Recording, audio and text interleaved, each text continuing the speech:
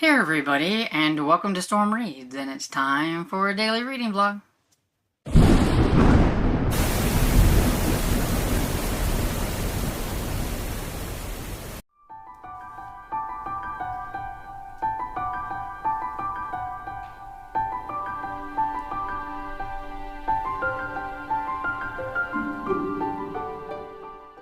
So good afternoon, it's Thursday, and I attempted to make bread again. The sourdough bread. It looked a little bit better and everything, and you will see a little video. You might have already... I'll probably put the video clip before this so you'll have seen the bread attempt. It just doesn't look like everybody else's. Like, when you squash theirs down, it like squashes down like it's like a sponge, and it just squishes down. And mine's like more dense, and it'll squish a little bit, but it just doesn't squash like I see everybody else's sourdough.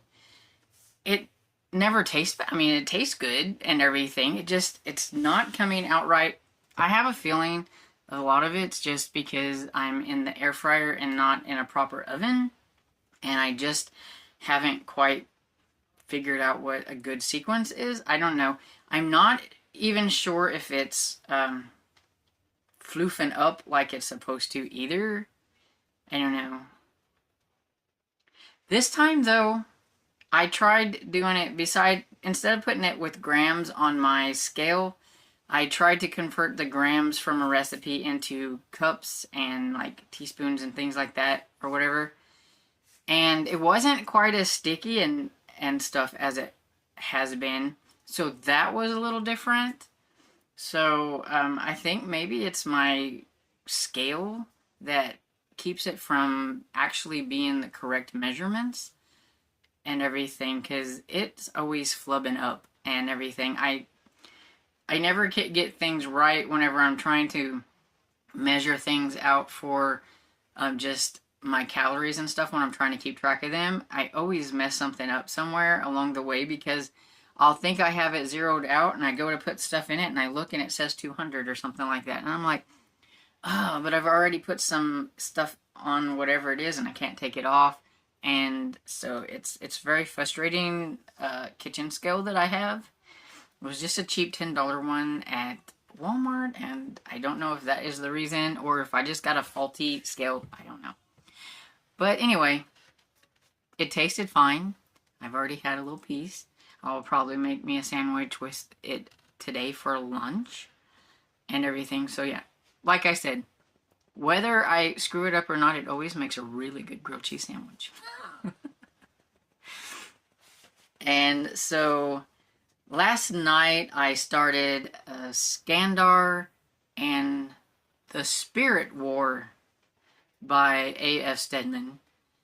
And let me tell you, it just started like with a bang, like right off the bat, with like probably left with how the fourth one ended. It just picked right up, and I was confused because I don't remember everything that happened at the end of the previous book, because it's been over a year or so.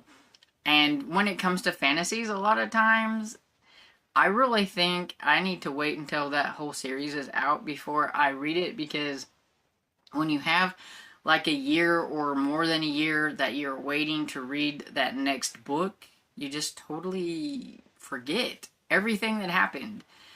And there's no way I'm like going to reread over just to read that last one. I'm not even a particular huge fan of the series to begin with. But the more it got going, the more I started kind of remembering a few things, and it was kind of flowing in there, and I just kind of went with the flow. And I think I'm better now. I think I'm okay. I've been listening to it this morning and everything, and I think I'm okay now. But boy, the first like few chapters, I was so confused. And so that's the only audiobook that I worked on last night, and I did read a chapter in Perry Mason and the Case of the Counterfeit Eye, and I am now about halfway through.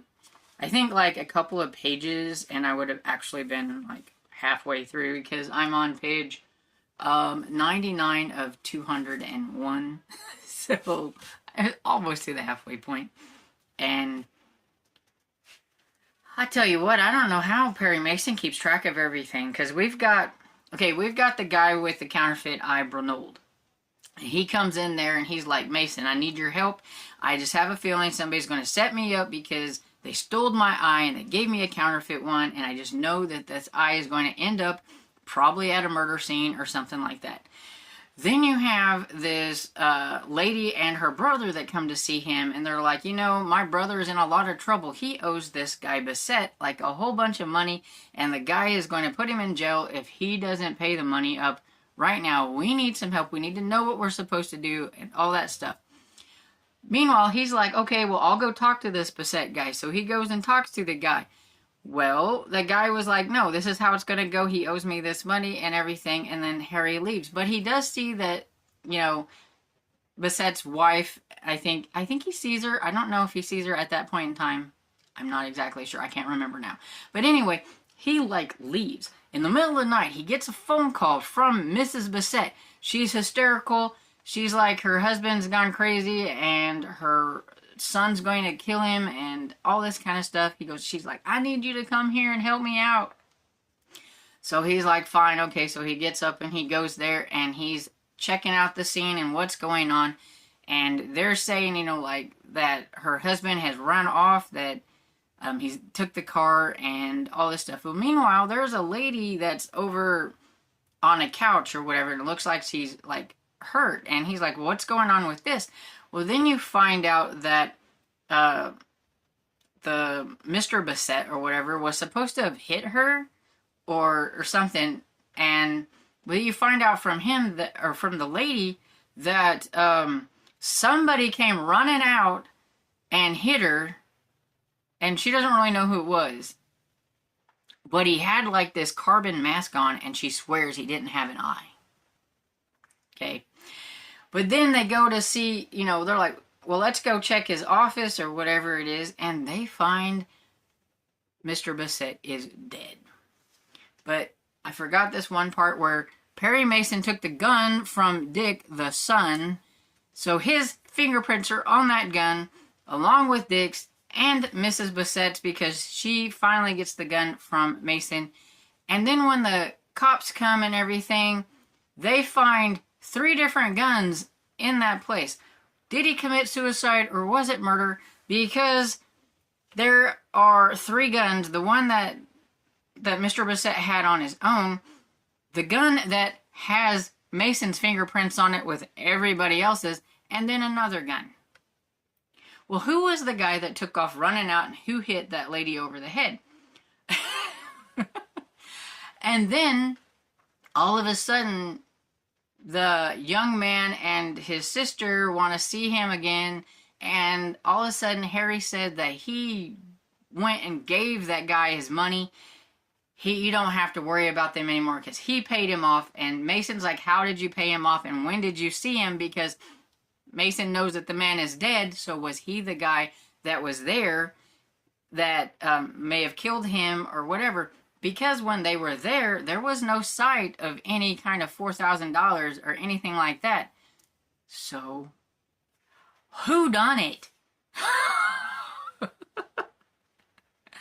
How on earth is Mason going to figure it all out? How on earth is he going to get himself out of trouble? Because if they fingerprint that gun, they find his fingerprints are going to be on it too. The one lady that was supposed to go to his office was, I think it was Dick's wife, the son's wife, was supposed to go to his office so that Della could, get her information. She just up and never was there. She just took off or whatever, so that didn't work out. And then now Mrs. Bassett is gone. And everybody seems to know Mrs. Bassett. That Bernold guy with the fake eye, he knows her. He's used to date her a long time ago, and he really likes her now and everything. So have they been seeing each other on the side? But what about Harry, the young man? He knows her too. So, and now she's gone, and nobody will say where she's at, and Mason is trying to figure it all out. And he knows where she's at now because, you know, he's got this great detective, you know, Paul Drake. He's an awesome detective. He knows where she's at, but she's being watched by the police because the police know where she's at, but they're not really saying anything because they're hoping that somebody's going to come and try to see her or phone call or whatever, and they'll get them and everything. So now Mason has to try to figure out how to get a hold of her, how to see her without the police knowing anything about it. Yeah. Confusing, right? I don't know how Mason is going to get himself out of all this, how he's going to figure it out. But he does. He always figures it out. And it's always going to be like the one person that you don't really think it's going to be. And so my friend Barb has decided to start Domain by James Herbert. This is the third book in the Rat series, so I'm going to start it too. And this is an eyeball reading book and a little bit thicker than Mason. And so all I have done so far is I read the first page and a half. It was the rats' perspective.